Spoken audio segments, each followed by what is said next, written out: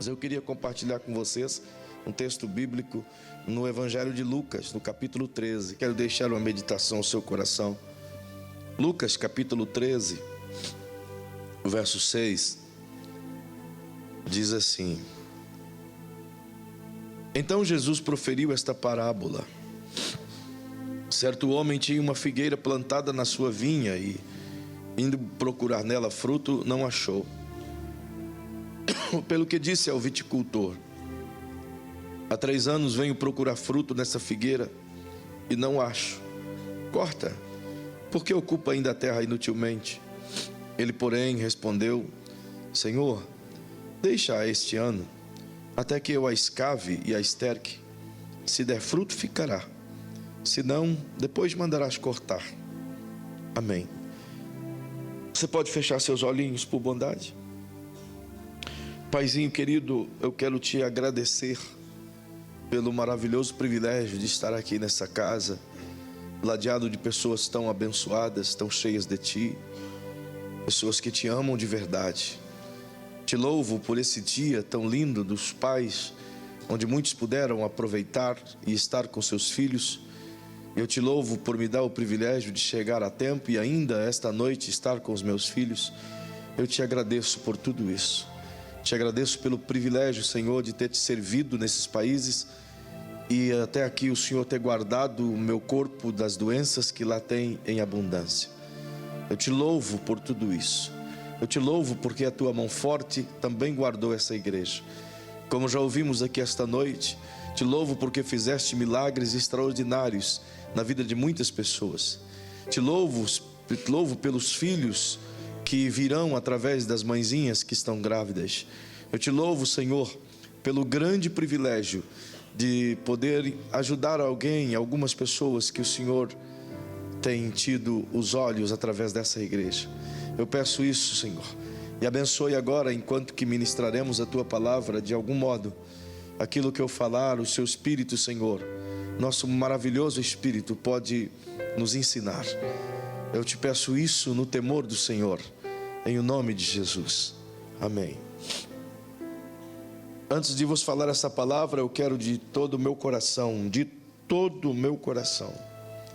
agradecer a Deus por alguns irmãos que, mesmo eu estando lá no Moçambique, procuraram a diretoria da igreja, procuraram a irmã Lélia e sentiram carinhosamente e mandaram ofertas para atender lá. E a maioria disse: essa oferta é para o pastor custear as despesas dele lá. Mas eu quero assim garantir a todos vocês, eu tenho tudo contabilizadinho e eu sou muito grato a Deus. Eu poderia nominar aqui, mas vou fazê-lo pessoalmente, de porta em porta. Contudo, quero agradecê-los de todo o coração. Suas ofertas foram de grande importância. Não fiquei nem um dia sequer em hotel. Ao contrário, me prestei ao fato de estar com os irmãos em loco, lá onde eles vivem, comendo o que eles comem. E foi uma bênção, porque a maioria das pessoas voltam doentes. O Lucas comprou para mim uma caixa de Neosaldina com várias ampolas de Epocler para o fígado, mas nem abri nenhum dos dois, porque nem dor de cabeça essas 3 semanas eu tive em nada, para a glória de Jesus. No mesmo voo comigo foi daqui do Brasil também, não na nossa base, mas em outras missões, 2 casais de pastores, portanto 4 pessoas. Das 4 pessoas, 3 voltou com malária, e eu voltei dando glória a Deus. Então eu quero agradecer a Deus por vocês, pela ajuda de vocês. Realmente foi maravilhoso. Para vocês terem uma ideia, como Deus é bom, Toninho. Eu recebi várias ajudas aqui, Walter, Toninho, outros irmãos que estão aqui, cujos nomes estão com a irmã Lélia. Eu viajei com, particularmente meu, eu viajei com R$100. E eu voltei com R$100. Tudo que recebi nós aplicamos lá. Não tinha nem como fazer o contrário. Impossível dormir numa cama de hotel sabendo que eu podia comprar mais 5 telhas, comprar mais 4 pacotes de arroz. Jamais. O melhor dia que tivemos lá foi o dia de um banquete em uma cidadezinha depois de Yamatanda, que é Mutua, onde eles me serviram uma porção de ratos, uns maiores, uns menores. Ai, pensa num banquete. A única coisa ruim é que, diferente lá do oeste, eles não tiram a barrigada, eles fazem ele inteiro. Aí tinha que tirar aquela barrigadazinha. Você não vai nem jantar depois, né? Mas eu comi gostoso, irmão. Ficava só o rabinho para jogar fora. Ai, Jesus amado. Não é fácil não, queridos. Pra você ter uma ideia, o quilo de... Eles chamam de umbewa. O quilo de umbewa, eles caçam no mato, nos buracos, nos lixos e vendem. O quilo é em torno de R$ 8,50. Então vai quase 10 ratinhos para 1 quilo. Uma benção. Dá para 10 pessoas comer de mistura. Foi uma festa. Todavia, louvo a Deus por vocês. Agradecido mesmo, de todo o meu coração, tá? Pelo empenho de todos vocês. Como disse, nós compramos 600 quilos de arroz, 340 telhas, cobrimos muitas casas, muitas igrejas, muita coisa foi feita, em nome de Jesus. Mas esse texto que vos li, eu considero uma das revelações mais importantes de Jesus para a visão que Ele tem nos dado e para esse tempo muito especialmente. Naturalmente que nós já falamos sobre esse texto, e você já leu isso aqui, já ouviu muitas outras pessoas igualmente pregarem sobre esse texto.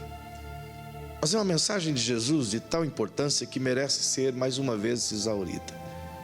O que Jesus relata aqui nessa parábola, que como vós sabeis, parábola nada mais é do que uma ilustração extraída de assuntos verdadeiros para exemplificar aquilo que o mestre, no caso Jesus, queria ensinar às pessoas. E ele diz que esse fazendeiro, esse certo homem, que era cultivador de vinha, tinha plantações enormes de vinhas, decidiu, portanto, que deveria e queria plantar um pé de figo, uma figueira. Tendo ele a semente, decidiu que dentro da sua própria roça, dentro do seu próprio terreno, ele assim o faria.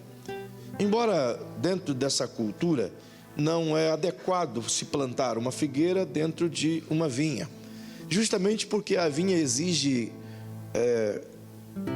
ruas bastante espaçosas, mas que elas tenham a capacidade como que de se comunicar uma com a outra, e portanto não é adequado você tirar uma abrangência, interromper uma produção para plantar uma árvore no meio de uma vinha. Mas também, de igual modo, ela servia até de proteção para essa figueira que fora plantada. É justamente inapropriado porque a figueira ela se espalha, os seus galhos são longos e, portanto, ele impede o crescimento de tudo que está embaixo dele. Assim como um pé de manga, nada nasce debaixo de um pé de figueira por causa de sua sombra. Mas esse homem decidiu, portanto, que ele deveria plantar uma figueira dentro da sua vinha. E o que relata Jesus é justamente de que ele esperou o tempo necessário para a figueira produzir, que é o mínimo de 3 anos. Em seguida ele foi até a figueira para tentar colher um fruto e ele não achou. Então pensou consigo mesmo que deveria esperar mais 1 ano, afinal de contas a figueira era nova. Esperou, portanto, mais 1 ano, ela já tem agora 4 anos. E mais uma vez ele descobre que não tem fruto, e assim ele entende que essa figueira é um tanto que inútil. Mas ele decide deixar mais 1 ano, e quando volta a outra vez, ele percebe que a figueira não deu fruto, embora já tenha quase 6 anos de idade e não produziu coisa alguma. E ele está frustrado porque o desejo de seu coração era comer o fruto da sua própria terra. Era usufruir da figueira que ele mesmo plantara. Nada melhor do que colher aquilo mesmo que você planta. Ele decidiu, portanto, que como ela não produz, por que ela deveria ocupar aquele espaço de terra inutilmente? Então a ideia dele foi cortá-la. Mas o agricultor, o viticultor que trabalhava para ele ali, que era quem plantava todas as coisas, regava, ajudava, teve uma ideia brilhante e disse: deixa eu cuidar dessa planta, deixa eu escavar a sua raiz, deixa eu cuidar da sua raiz de uma maneira mais aplicada, colocaria adubo, colocaria alguns insumos. E a gente espera ela frutificar. Se ela não frutificar, mesmo depois de todo esse trabalho, então cortemos. E o fazendeiro disse: pois bem, que assim seja feito. É natural que Jesus esteja aqui trazendo bastante ensinos dentro desse contexto, fazendo-nos compreender a importância de acreditar nas pessoas, a importância de ajudar um ao outro, a importância de investir no potencial de pessoas. E é natural que a gente possa observar isso à luz daquilo que acabamos de ver e daquilo que estamos vivendo como igreja aqui em Dourados. Deus nos tem conduzido a essa visão ampla de investir em terrenos que não parecem ser muito férteis. Ele tem nos dado essa incumbência de trabalhar pessoas nas quais aparentemente não nos vai dar um retorno de imediato. Entretanto, de igual modo, assim como fez com essa figueira plantada, ele assim nos ensina. E a primeira coisa que ele me ensina aqui é justamente a visão que o agricultor tinha quando foi plantar essa figueira. Tudo que ele tinha nas mãos era a semente e a terra aos seus pés. A terra já pertencia a ele, e ele tinha, portanto, a semente de figo em suas mãos. Naturalmente, ele sabe que ele poderia acreditar que, plantando aquele figo, ele esperava colher o fruto daquela figueira. E a pergunta que se faz justamente quando se lê isso aqui é: por que é que ele esperava comer figos em sua fazenda? E a resposta é muito simples: justamente porque ele planta um pé de figueira. Ele não poderia esperar comer maçã porque ele está plantando uma figueira. Ele não poderia esperar colher manga porque ele estava plantando uma figueira. Quando ele olhava para aquela figueira, nada mais do que ele via era a excelência do fruto que aquela semente um dia foi. E que naturalmente, uma vez plantada aquela semente, ele iria ter, de igual modo, frutos abundantes a partir de uma só semente. O que está no coração desse homem aqui, portanto, não é o desejo egoísta de saciar a sua vontade. Ele poderia muito bem comprar figo a hora que quisesse, ele era um fazendeiro. Mas o que esboça Jesus aqui é o desejo ínfimo de seu coração em de ver a produtividade a partir de uma semente só. O desejo que ele tem é de ver a quantidade de frutos a partir de uma semente. E isso é o que nutre o coração de um agricultor. A alegria de um agricultor é justamente perceber no ato da colheita a grandeza de sua colheita mediante a pequenez da sua semente. Todo agricultor, quando semeia algo em sua terra, ele espera que aquilo produza no mínimo 100 por 1. E trabalha para isso. Ele acredita nisso. E o ponto principal desse acreditar é justamente que ele sabe que dentro daquela semente possui o elemento necessário para nascer a figueira. Ele sabia que dentro daquela pequena e insignificante semente tinha uma árvore capaz de produzir grandes frutos e abundantes frutos em longo período de frutificação. Tudo isso dentro de uma semente.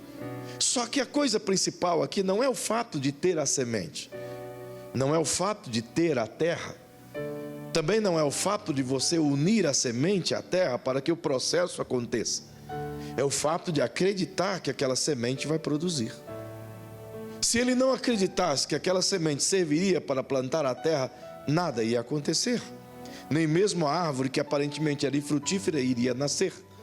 Se ele não acreditasse que dentro daquela insignificante semente possuía uma grande árvore poderosa, de maneira nenhuma ele se animaria a encavucar o chão e colocar a semente ali e regá-la no tempo correto. Isso de igual modo acontece com qualquer pessoa que está aqui que se arrisca a plantar alguma coisa. Ninguém planta nada ao chão se não acreditar que aquela semente é capaz de produzir aquilo pelo qual ela foi feita. É ou não é verdade? Tenho convicção de que qualquer pessoa que está aqui esta noite, ao plantar que seja um pé de alface, tem a plena convicção de que aquele alface é capaz de crescer e se tornar uma folhagem verde bonita. Qualquer pessoa que compra uma sementinha de qualquer flor que seja, quando ela coloca ali no seu vaso, naquele lugar, ela tem a expectativa de que aquela semente vai frutificar, porque todas as vezes que ela olhou para a semente, ela sabe que dentro daquela semente tem o potencial necessário para nascer. Então ela sabe que o processo é simples, é plantar e regar. Ela sabe que isso é apenas um processo, mas que a verdade, todo o potencial está na semente no qual ela escondeu na areia. A areia por si só não poderia produzir aquele pé de figo, se não houvesse a semente colocada. E o que isso quer dizer para nós aqui essa noite? Quer dizer exatamente que é assim que Jesus tem de expectativa sobre cada ser humano aqui nessa terra. Não há uma só pessoa aqui que o Senhor não observa como que uma semente. Desde o momento em que Ele colocou o Adão sobre essa terra, a perspectiva de Deus é que ele pudesse crescer, multiplicar e encher a terra. Dentro de Adão estava, portanto, a semente de toda a humanidade. Daí se explica o porquê que Jesus ainda não voltou para arrebatar a sua igreja. Porque dentro de Adão, Deus colocou um número específico de pessoas das quais tem que nascer e viver. E até que esse número apareça, esse número nasça, os dias finais não chegarão. É por isso que a Bíblia diz no livro do Apocalipse, quando João questiona acerca das coisas que ele viu nos 6 selos, então o anjo disse a ele que era necessário aguardar o número de todos aqueles que haveriam de ser salvos até que se completasse todas as coisas. É justamente nisso que se entende que há um tempo pré-determinado para vivermos, e há um tempo pré-determinado para toda a humanidade viver. Deus sabe a quantidade de árvores ou de outras sementes que estava dentro de Adão, e Ele sabe naturalmente que isso tem que se cumprir, porque estas pessoas já existem em Deus. Mesmo aqueles que ainda não nasceram já existem em Deus.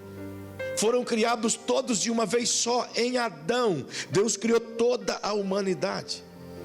Ele não fez o Adão e disse: seja o léu da sua sorte. Ele colocou em Adão e Eva todo o ser humano que já nasceu e que ainda irá nascer até a consumação dos séculos. Isso quer dizer o que a nós aqui esta noite? Que lá na eternidade, quando o Eterno decidiu plantar no ser humano a humanidade inteira, Ele plantou dentro de cada pessoa que já existe em Deus um potencial determinado, do qual Ele acredita que aquela pessoa, ao nascer, há de produzir tal fruto pelo qual fora feito. Isso pode ser visto de maneira muito clara na criação, se não percebam. No livro de Gênesis, por exemplo, quando você faz uma análise rápida, no capítulo 1, em todos os seus versículos, você vai ver isso amplamente. Mas se você correr e pegar apenas aqui o versículo 11, por exemplo, o versículo 12, para minimizar o texto, e diz assim: e disse Deus: produza a terra relva, ervas que deem semente, e árvores frutíferas que deem fruto segundo a sua espécie. Olha o detalhe que Deus diz: cuja semente esteja nele, sobre a terra. E assim foi.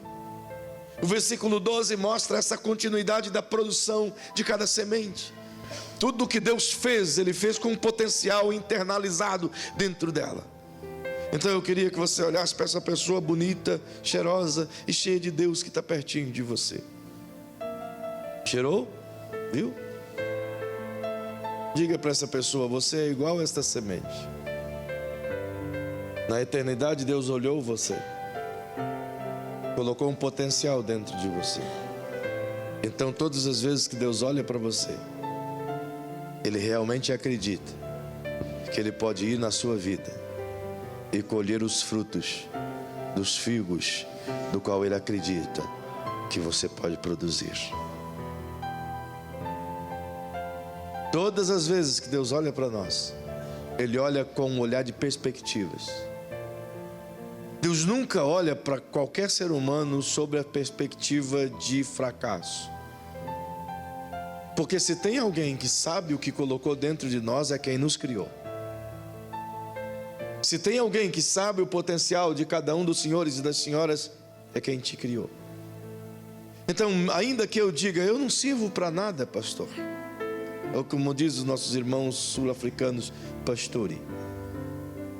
eu não sirvo para coisa alguma, eu posso afirmar, eu não sirvo para nada, eu não sei fazer nada, eu não consigo produzir nada, eu não nasci para isso, eu não nasci para aquilo outro, e posso completar dentro de mim um inteiro complexo de inferioridade, a ponto de todas as vezes que olhar no espelho se sentir o menor e a menor criatura desse mundo, a mais incapacitada, a menos apropriada, a criatura mais desafetuosa que qualquer ser humano pode encontrar.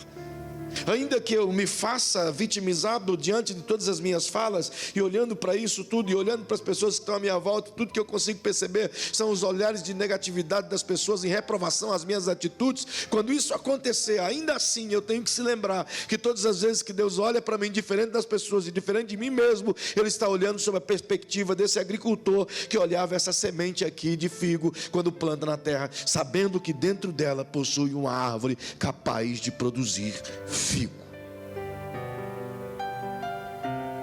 Então, diferente do que as pessoas pensam ao seu respeito, ou do que você pensa ao seu próprio respeito, Deus colocou dentro de cada um de nós um potencial imenso que às vezes até nós mesmos desconhecemos. E o papel do ser humano, ou pelo menos o papel da igreja, é justamente trabalhar esse potencial. Chegamos aqui como pessoas maltrapilhas, abandonadas, largadas, pecaminosas, cheias de erros, mas o sangue do Cordeiro nos purificou, nos lavou, nos limpou, fomos salvos por Ele. Nós continuamos com os nossos corpos mortais e com os nossos complexos, com as nossas inferioridades, com os nossos sentimentos de fracasso, com aquilo que as pessoas pecaram contra nós. E passa ano e ano e ano, e a gente continua cultivando aquilo que não deveria ser cultivado. Trazemos os nossos traumas, trazemos as nossas mazelas, as nossas lembranças dos dias ruins que passamos, do quanto as pessoas pecaram contra nós, até porque não apenas nós somos pecadores ou pecamos ao longo da vida até que o Cristo nos perdoasse de todos os nossos pecados, mas existe também a quantidade de pessoas que pecaram contra nós, e esses nunca vieram pedir perdão. Pessoas nas quais te feriu ao longo de sua infância, ou sua juventude, ou quando és adulto. Pessoas que te ofendeu, pessoas que te traiu, pessoas que negociou o seu caráter, pessoas que você acreditou, você treinou e cuspiram em você, que abandonaram você, que deixaram você, que não pagaram você, que zombaram de você.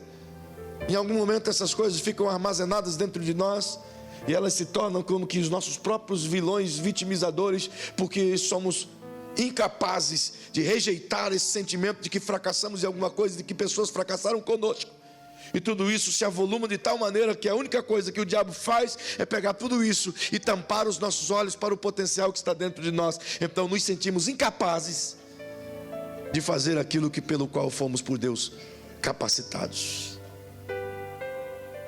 O que temos mais e mais de nossa vida são mensagens certeiras do maligno, diariamente tentando desfazer aquilo que acreditamos ser. O diabo sabe que no momento em que a gente tiver dúvida do que somos em Deus, então todo o nosso futuro está comprometido. Ele sabe que no momento em que ele plantou dúvida e tirou a certeza de nossa alma de que nascemos por um propósito em específico, então a nossa vida está condenada ao fracasso.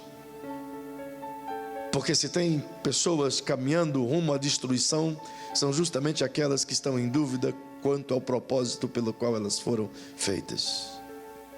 A falta de definição de propósito é a pior razão para as pessoas caírem nos seus próprios abismos pessoais. E isso tudo está dentro de nós. E tudo que o diabo tenta fazer é colocar diante de nossos espelhos uma pessoa fracassada que consiga olhar para si mesmo e não consiga ver aquilo que Deus vê.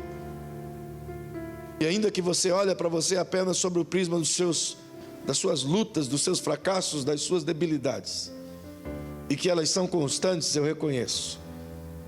Mas ainda que façamos isso, a coisa mais importante que alguém precisa fazer é justamente ter a consciência plena de que, independente daquilo que as pessoas pensam de si, ou pensam de você, ou independente daquilo que você pensa acerca de você mesmo, nada disso, nem a opinião de terceiro, nem a opinião própria, vai mudar a opinião que Deus tem a seu respeito, ainda que não haja produtividade no tempo necessário. Todavia, Deus sempre vai olhar para você com a perspectiva daquilo que Ele plantou em ti, porque afinal de contas você não é um fruto aleatório de um planejamento impensado, de uma divindade distante. Você é um fruto planejado de um Deus presente, que acredita, que é capaz e que colocou em você todo um potencial extraordinário, capaz de mudar o mundo se você quiser. E é justamente esse medo que o diabo tem, o medo que você acredite nisso, porque ele sabe que se você acreditar que Deus te fez um ganhador de almas, você vai ganhar almas. Ele sabe que se você acreditar que Deus colocou dentro de você o potencial para você pregar o Evangelho, você vai pregar o Evangelho. Ele sabe que se você acreditar que Deus colocou em suas mãos a capacidade de produzir, de transformar pó em ouro, para abençoar o reino dele na vida de outras pessoas, se você acreditar nisso, isso vai acontecer. Então ele sabe, ele tem que te fazer pensar o contrário.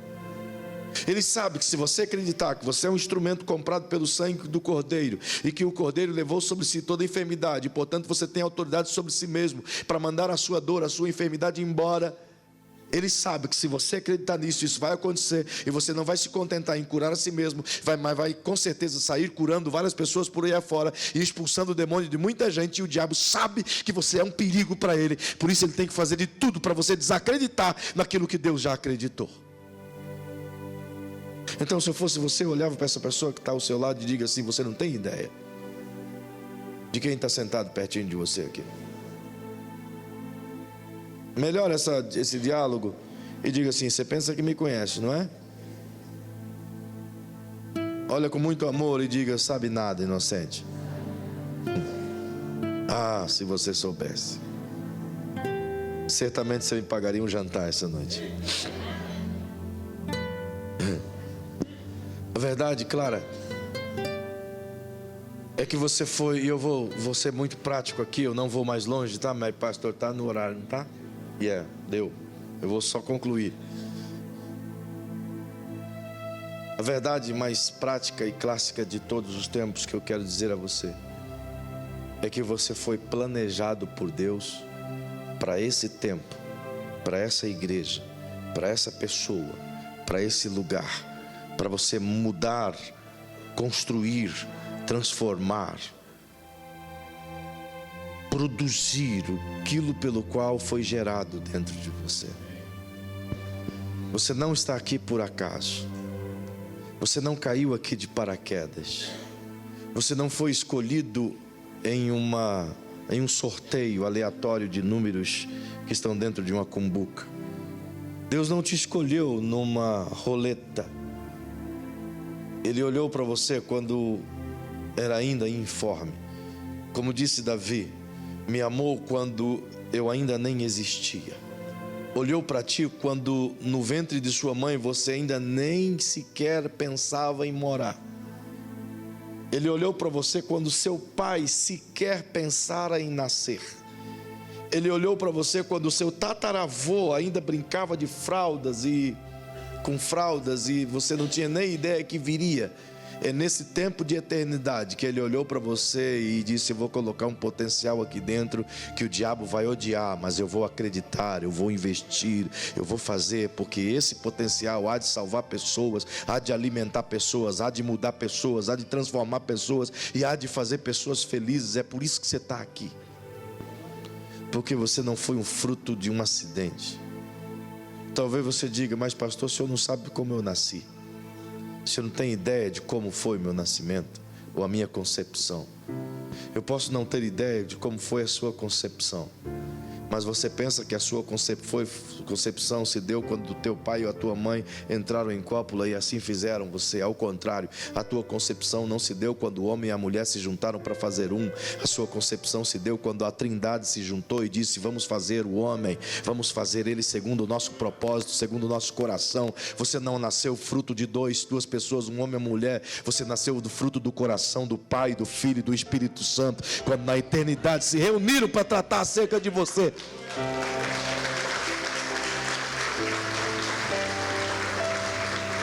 Então, ainda que o diabo tenha qualquer argumento que seja, mas a palavra me garante que você é fruto de uma reunião da Trindade. A Trindade se reuniu para tratar a seu respeito. Uau! Então, eu vou te deixar 3 conselhos. O primeiro, aliás, deixa Deus usar você enquanto você ministra para você mesmo, você ministra para alguém, pode ser? Então, coloca a mãozinha no ombro de quem está pertinho de você. Diga: o primeiro conselho que eu te dou: nunca duvide do que Deus colocou dentro de você. Para você entender esse conselho, a maior prova de que o seu potencial é maior do que você imagina é justamente o fato de você não acreditar nele. A maior prova de que Deus tem uma chamada para você é justamente a fuga que você tem dela. A maior prova que Deus tem um negócio com a tua vida é justamente o fato de você temer e que Ele faça isso na sua vida. A maior prova de que alguém recebeu de Deus um chamado é justamente quando esse alguém foge imediatamente desse chamado. Não acredita, não, Deus não pode me usar, eu não sou capaz. Então Deus está dizendo: cara, é isso aí que eu queria ouvir de você. Então, todas as vezes que você diz: acho que eu não vou conseguir fazer isso esse ano, não vou conseguir produzir isso agora, não vou conseguir falar de Jesus para alguém, não vou conseguir dar esse curso não vou conseguir fazer esse discipulado, não vou conseguir levar alguém para minha casa, não vou conseguir fazer esse connect acontecer, não vou conseguir ser esse evangelista, não vou conseguir ajudar em missões. Todas as vezes que você está dizendo isso, Deus está dizendo assim: oh inocente, é justamente isso que eu esperava ouvir de você, porque todas as vezes que você falar que não consegue, é justamente porque você tem a certeza que consegue e está aí dentro de você mesmo. Então, Deus não vai desistir de você, então não desista de você mesmo. Pode passar o dia, a noite, ano, tempestade, bonança, o que for, Ele vai chacoalhar você. Sabe de uma coisa? Deus fisgou um anzol em você na eternidade, e esse anzol está no seu queixo, e você pode ir para a direita, pode ir para a esquerda, pode ir para a dianteira, pode ir para a retaguarda, você pode subir ao alto, pode descer embaixo, mas o anzol do eterno está em você, e vai chegar um momento que Ele vai puxar você, e Ele vai fazer com você aquilo que Ele planejou, quer você aceite, quer você não aceite, quer você acredite, quer você não acredite, quer você queira, quer você não queira, porque os propósitos do Senhor são maiores do que os seus planos. Muitos são os planos do coração do homem, mas o propósito do Senhor prevalecerá. Ainda que você corra, ainda que você levante, ainda que você grite, ainda que você chore, ainda que você não queira, ainda que você esperneia, os propósitos do Senhor prevalecerá. Então não fuja daquilo que Ele colocou dentro de você.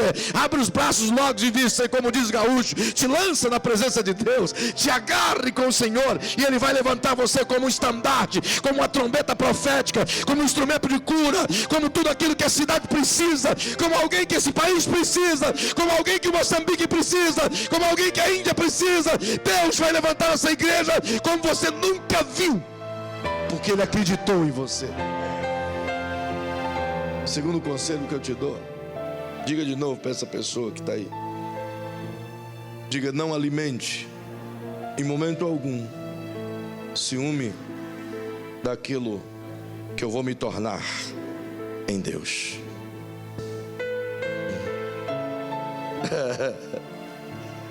Eu vou dizer de novo. Diga: não alimente em momento algum ciúmes daquilo que eu vou me tornar em Deus.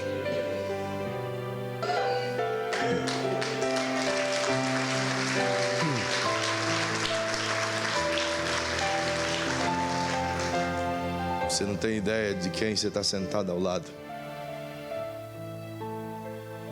Talvez essa pessoa que você está sentado ao lado vai fazer sombra para muita gente.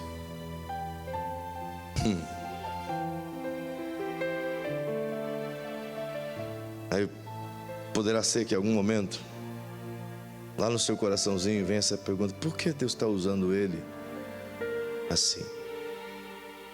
Por que está usando ela e não eu assim?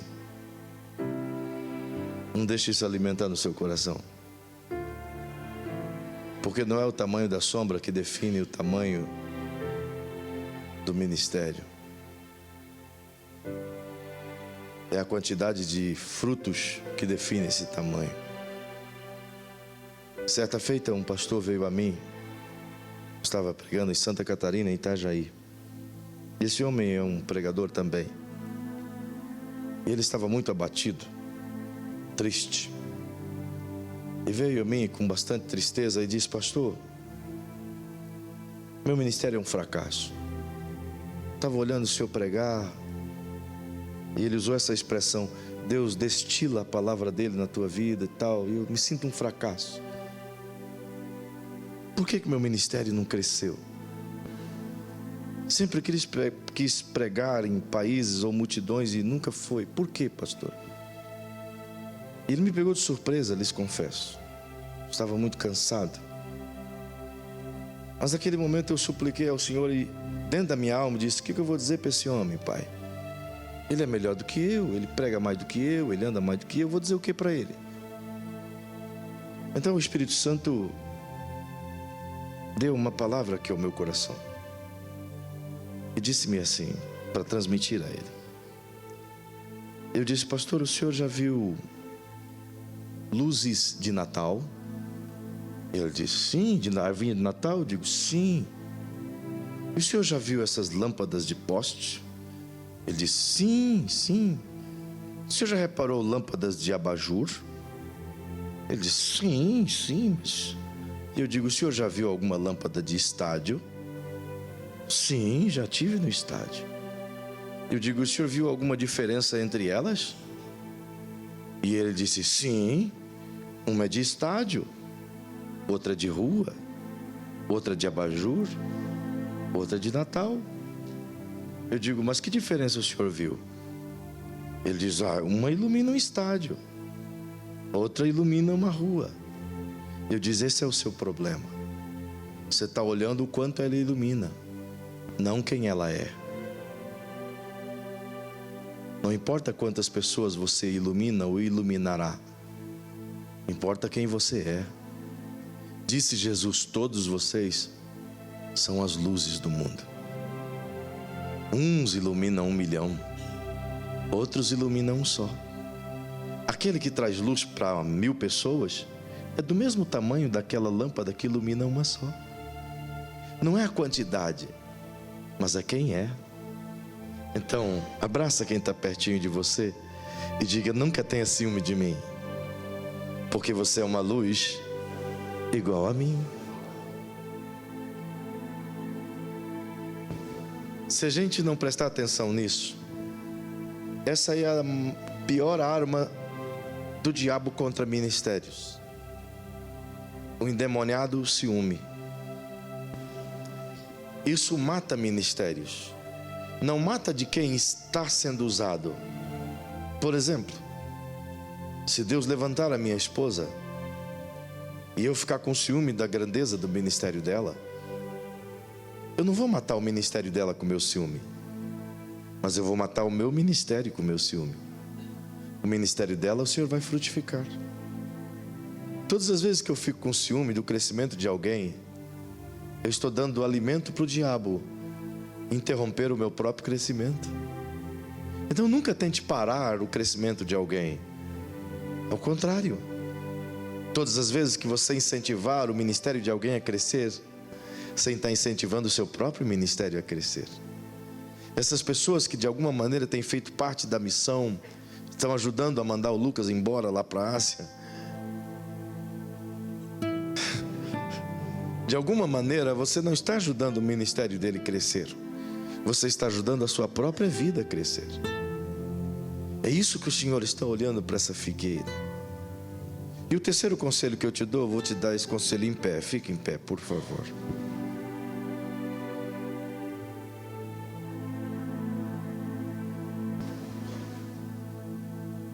Esse conselho eu queria que você pudesse ministrá-lo a si mesmo, mas também pelo menos mais 2 ou 3 pessoas ao seu lado.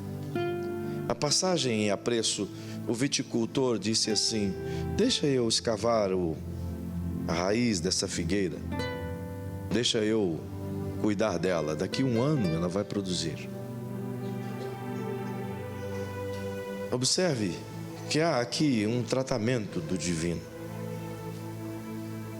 Há uma oportunidade dada por Ele a nós. Então, o último conselho que eu te dou esta noite, tendo você e eu a consciência de que há um potencial aqui dentro.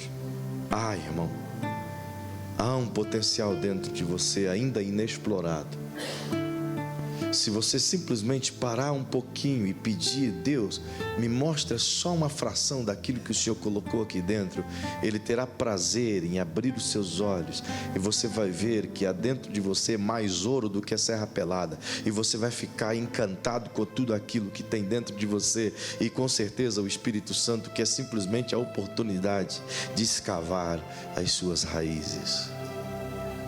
Então dá esse conselho para quem está pertinho de você.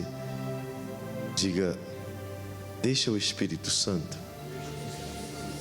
escavar as suas raízes, curar as suas debilidades e colocar em você a vitalidade da produtividade divina. Não pense que já está bom.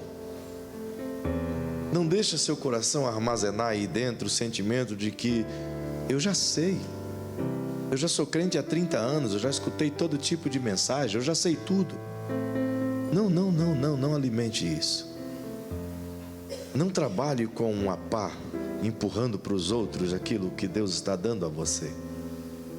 Trabalhe com uma enxada puxando para você tudo aquilo que Deus está dando para os outros. Alimente a sua alma com a palavra do divino.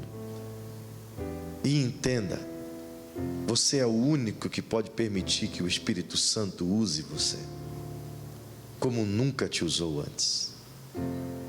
Para terminarmos, há alguém aqui essa noite que gostaria que o Espírito Santo usasse você em uma dimensão diferente da qual você nunca fora usado antes? Tem alguém aqui que quer?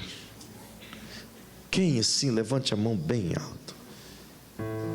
Muitas pessoas. Então eu vou te dar uma notícia maravilhosa. Ele quer. Aleluia. Se Ele quer, pastor, por que até agora ainda não aconteceu? Justamente porque eu sou uma figueira e eu não acredito que sou capaz de dar os figos do qual o meu Senhor quer. É por isso que te convido hoje a olhar para dentro de você mesmo. Você é o que Deus fez você ser. E você pode produzir o que Deus planejou para você produzir. Mas você nunca produzirá nada sozinho. No reino de Deus, nunca produzimos nada sozinho. Para produzir algo para Deus, eu preciso de Deus. Para produzir algo para o Senhor, Ele disse-me: não te deixarei órfão. Eu vou te dar o Consolador e Ele vai estar com você o tempo todo. Aleluia. Ele te falará o que Ele ouviu de mim. Ele te ensinará o que você precisa aprender. Ele revelará ao seu coração as coisas que Ele ouviu de meu Pai. Então convide o Espírito Santo hoje. Diga para Ele: Senhor, escave as minhas raízes. Olha, eu já tenho tanto tempo de fé, Senhor, e eu ainda não produzi o que eu sei que eu poderia produzir. Não alcancei as pessoas que eu sei que poderia alcançar. Não multipliquei os talentos que eu sei que poderia multiplicar. Que tal você fazer essa oração hoje? Saia daqui esta noite consciente de que o único que duvida de você mesmo é você. Deus acredita em você. E quer saber mais? O diabo também acredita em você. Se ele não acreditasse em você, ele não lutaria para impedir que você acredite.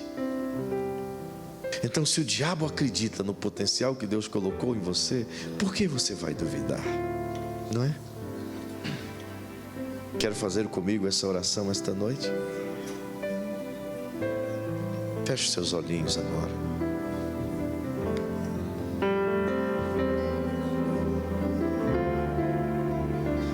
Então ore comigo. Repita isso que eu vou orar. Se você quiser, é claro. Mas não faça apenas uma repetição ou um eco. Eu estou simplesmente te conduzindo. E você faça de acordo com o seu coração, mas tire de dentro da sua alma. E ore assim. Diga: querido Pai, Tu és não só meu paizinho amado, mas é o meu Senhor e o meu Deus. E esta noite eu venho aqui para te cultuar, mas também para te ouvir.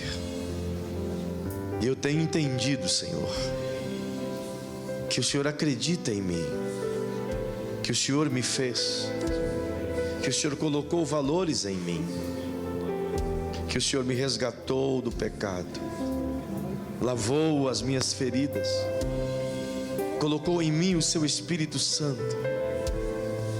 E a única garantia de que eu sou salvo por Ti é por causa do Teu Espírito Santo. Então eu te peço agora, Senhor, na humildade do meu coração, reconhecendo quem eu sou, reconhecendo o que eu tenho feito e reconhecendo o que eu não tenho feito, lhe peço humildemente: escava as minhas raízes, encontra por que não tenho frutificado, aplica em mim a Tua palavra, aplica em mim a Tua unção. Eu quero ser o que o Senhor quer que eu seja. Eu quero ser essa figueira frutífera. Eu quero Te dar alegria do meu fruto. Eu quero que o Senhor venha até mim e colha o meu fruto.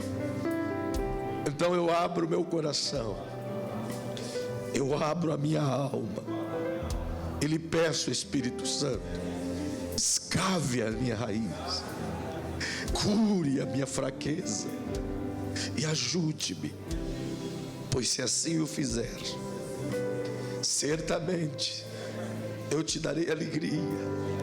Minha vida será uma árvore frutífera e o Teu nome em minha vida e através de mim será glorificado.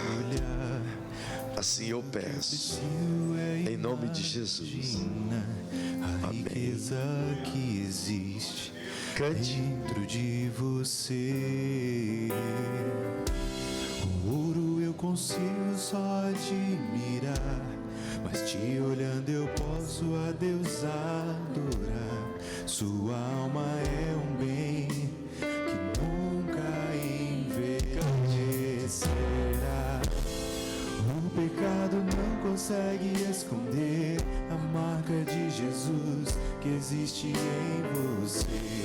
O que você fez ou deixou de fazer não mudou o início, Deus escolheu você. Sua raridade não está naquilo que você possui ou que sabe fazer. Isso é mistério de Deus com você. Solte a voz. Você é o espelho que reflete a imagem do Senhor. Não chore se o mundo ainda não mudou. Já é o bastante Deus reconhecer o seu valor. Você é precioso, mais raro que o ouro puro de Ofir. Se você desistir, Deus não vai desistir. Ele está aqui pra te levantar. Se o mundo te fizer aqui essa noite cujo coraçãozinho está clamando por Jesus?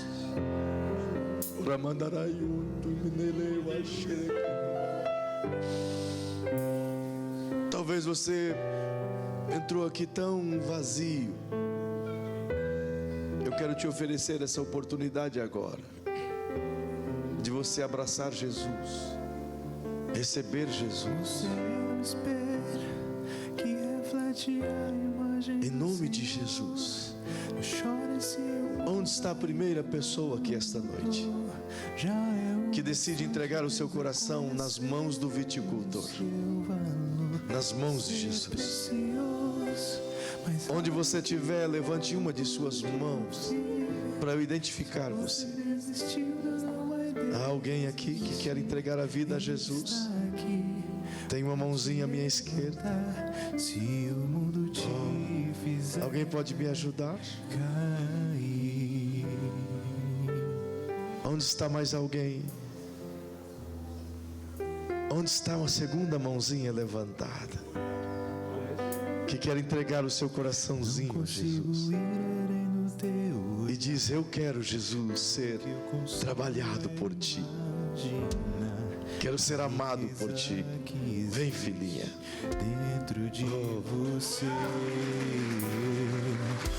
Isso. Eu consigo só admirar. Onde está a segunda pessoa aqui esta noite? Há mais alguém? Há mais alguém? É meu último convite. Há mais alguém? É isso que Deus quer usar você para salvar vidas. Onde está a segunda pessoa aqui essa noite? Há mais alguém? Quer voltar para Jesus? Sua raridade não está naquilo que você possui, o que sabe fazer. Cante. Isso é mistério. Cante bem bonito. Cante para quem está pertinho de você. Você é um espelho que reflete a imagem do Senhor. Não chore se o mundo ainda não notou. Já é o bastante Deus em conhecer o seu valor. Você é precioso, mais raro que o ouro puro de Ofir. Se você desistir, Deus não vai desistir. Ele está aqui pra te levantar. Se o mundo te fizer cair. Aleluia. Você pode aplaudir ao Rei. Jesus is the Lord and forever. Ele é Senhor, Ele é grande. Feche seus olhinhos. Estende a sua mãozinha para cá. Pai, é no nome de Jesus que nós oramos agora. Eu oro a Ti por conta dessa vida, dessa Tua filhinha preciosa, que o Senhor comprou com o Seu sangue. E ela agora, Senhor, te pede, entra no coraçãozinho dela, Senhor. Cuida desta vida. Abrace-a, Pai. E nós abraçaremos e cuidaremos dela. Perdoa os pecados, escreve o nome no livro da vida. Lava-a no Teu sangue. E que o Teu Espírito habite nela. Assim também eu te peço, sobre essa igreja tão amada, que em o nome de Jesus, sejam eles frutificáveis, sejam eles abençoados, sejam eles cheios do Teu Espírito, Senhor. Que cada irmão, cada irmã aqui, Paizinho, possa colher os frutos desta comunhão contigo, possa ser protegido por Ti durante toda essa semana. Que desde o amanhecer do dia, desde o momento em que saiam desse templo, em todo momento de sua vida sejam eles guardados. Livra, Senhor, dos mal intencionados dessa cidade. Livra-os dos acidentes. Livra-os das coisas ruins. Livra-os das ciladas. Guarda de todo o mal. Traz a cura para quem está enfermo. E que essa semana seja abençoadora e abençoada na vida de cada um aqui que crê. e que o teu nome seja glorificado, e que eles sejam sim de fato árvores frutíferas, e que o teu potencial na vida deles seja maximizado.